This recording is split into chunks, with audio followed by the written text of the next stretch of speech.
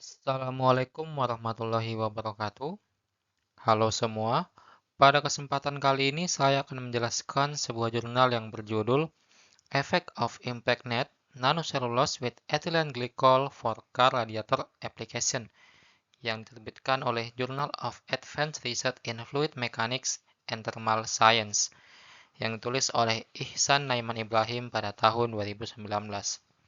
Dalam bahasa, jurnal ini berjudul Pengaruh Impregnasi Nanoselulosa dengan Ethylene Glycol untuk diaplikasikan pada radiator mobil. Ide dasar dari penelitian ini adalah dengan meningkatkan kinerja radiator mobil dengan cara menambahkan nanoselulosa yang telah diimpregnasi dengan ethylene glycol ke dalam cairan pendingin. Tujuannya adalah untuk meningkatkan kemampuan cairan pendingin dalam menyerap dan memindahkan panas. Pendingin mesin atau engine coolant adalah cairan yang mengalir melalui mesin dan mencegahnya dari panas berlebih, dengan mentransfer panas yang dihasilkan oleh mesin ke komponen lain, yang memanfaatkannya atau menghilangkannya. Fitur pendingin yang ideal memerlukan viskositas rendah, kapasitas termal tinggi, memiliki kelembaban kimiawi, dan berbiaya rendah. Cairan pendingin juga tidak boleh menyebabkan atau mendorong korosi pada sistem pendingin.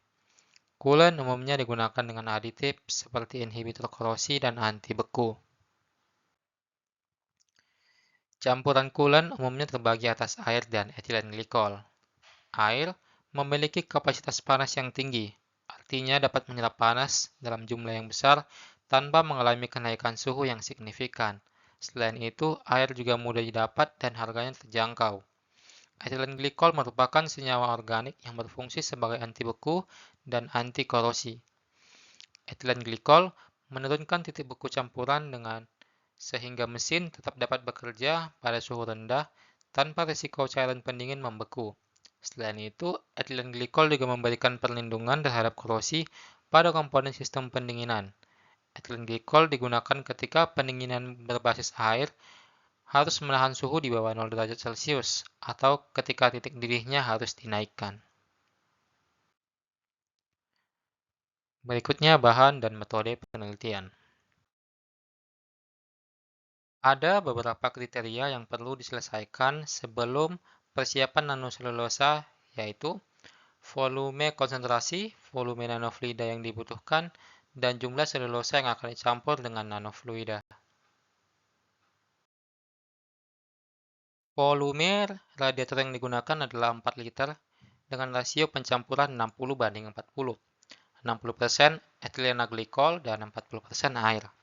Volume nanofluida yang dibutuhkan adalah 3,9 liter yang disiapkan untuk konsentrasi volume 0,5%.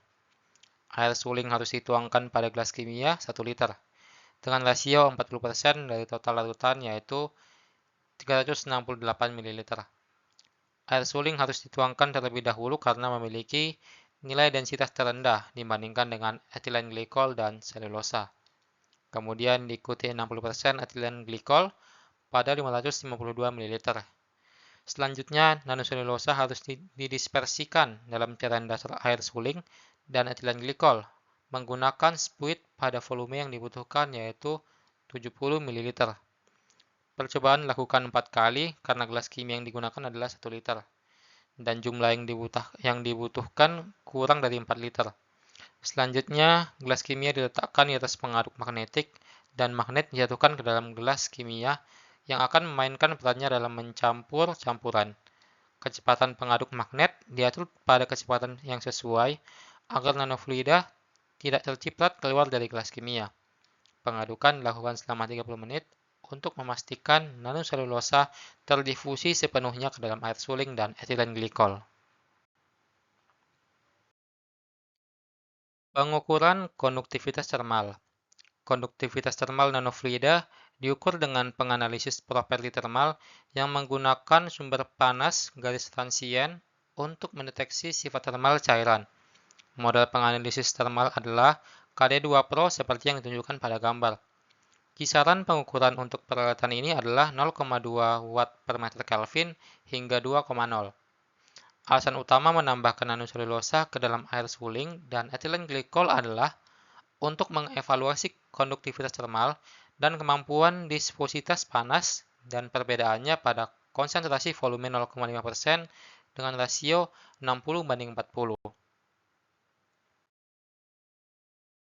Pengukuran viskositas dengan Brockfield rheometer. Sebelum mengukur viskositas nanofluida, viskometer divalidasi dengan pengukuran air penyulingan pada suhu kamar. Nanoselulosa memiliki viskositas yang lebih besar dibandingkan dengan air dan etilen glikol. Campuran nanoselulosa dengan air suling dan etilen glikol dapat meningkatkan tingkat viskositas kandungan dibandingkan dengan pendingin biasa yang tersedia yang hanya mengandung air dan etilen glikol. Kemudian hasil penelitian dan pembahasannya. Stabilitas nanofluida. Uji stabilitas juga dilakukan untuk 0,1%, 0,5%, 0,9%, dan 1,3% konsentrasi volume. Untuk nanofluida rasio 50:50, etilen glikol banding air, untuk menentukan umur simpan dan kondisi penyimpanan nanofluida.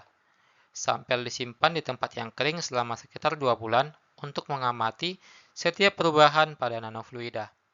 Dari gambar menunjukkan bahwa tidak ada sedimentasi yang terjadi setelah 2 bulan, menunjukkan bahwa kondisi nanofluida baik. Data simulasi dibandingkan dengan data eksperimental dengan kecepatan versus suhu dari simulasi. Gambar berikut mewakili data yang dicapai dari analisis satu dimensi yang merupakan template pengaturan kasus. Pengaturan kasus dibuat dengan parameter yang berbeda untuk radiator sebelum dapat berjalan dan mengembangkan hasil. Pengaturan casing diatur hingga 10 kasus dengan kecepatan mesin yang berbeda. Kecepatan mesin dimulai dari 500 rpm dan diakhiri dengan 5000 rpm, dengan peningkatan 500 rpm untuk setiap kasus. Tegangan pompa versus suhu dari eksperimen. Grafik ini menunjukkan data yang dicapai dari eksperimental rig uji. Setelah target tercapai untuk 80 derajat Celcius untuk nanoselulosa, katup akan dibuka untuk membiarkan nanofluida mengalir ke dalam pompa. Kemudian, kipas radiator dan adaptor pompa dihidupkan. Kemudian, nanofluida dibiarkan diterbangkan dan mengedarkan dalam sistem. Pembacaan suhu dari akuisisi data di saluran masuk dan keluar radiator bersama dengan suhu pada tabung datar radiator diambil. Hubungan antara perpindahan panas dan kecepatan dari simulasi. Dari grafik dapat dilihat bahwa laju aliran pendingin atau fluida kerja dalam sistem pendingin radiator meningkat. Laju perpindahan panas juga meningkat. Ini karena pada laju aliran yang lebih tinggi, lebih banyak aksi penggosok akan terjadi pada permukaan tabung datar radiator, sehingga lebih banyak energi panas akan ditransfer dari cairan pendingin ke tabung datar radiator dengan cara konduksi. Hubungan antara laju aliran dan perpindahan panas dari eksperimental. Dari grafik berikut, ada batasan laju aliran pendingin yang berlaku dalam sistem pendingin mobil. Karena laju aliran melebihi batas laju aliran, erosi pada tabung datar radiator, dan pembusaan cairan pendingin di dalam sistem kemungkinan akan terjadi yang harus dihindari.